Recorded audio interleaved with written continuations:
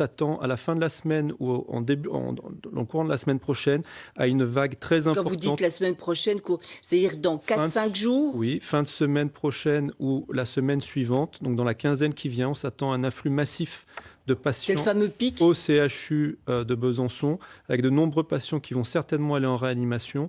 Et on ne sait pas encore comment on va pouvoir gérer la crise localement, bien qu'on soit dans les starting blocks, que la direction et les soignants au CHU aient pris conscience de la gravité de la situation et mis en œuvre les choses pour que ça se passe au mieux. Mais même en faisant ça, on n'est pas certain d'arriver à contenir cet afflux de patients qui fait la gravité de cette épidémie. En fait, c'est la surcharge, la mise en tension des services de réanimation qui fait qu'on ne peut plus accueillir au bout d'un certain moment de nouveaux patients. Et c'est là que la situation dégénère. C'est ce qui se passe en Italie, où le taux de mortalité est passé de 2% à 8% parce qu'on a dû sélectionner des patients, malheureusement en fonction de l'âge, 80 ans, 70 ans, 60 ans maintenant, et ce qui fait bien sûr gonfler le taux de mortalité. Donc moi, le message que je voudrais passer quand même ce soir, puisque vous m'en donnez l'occasion, je m'adresse directement à la population de la région Bourgogne-Franche-Comté et ceux qui nous écoutent pour leur demander de prendre en considération ce message d'alerte,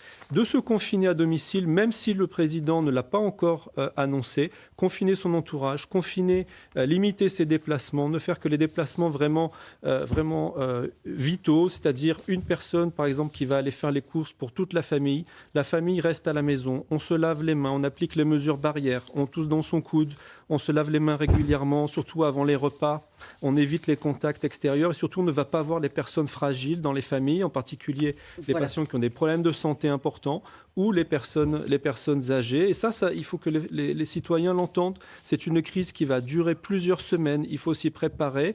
Et le plus tôt on le fait, le plus tôt les gens vont prendre ces consignes-là en main, sans attendre forcément le message de nos gouvernants. Plus tôt on va juguler cette épidémie. Il n'y a que le confinement qui permet de juguler cette épidémie.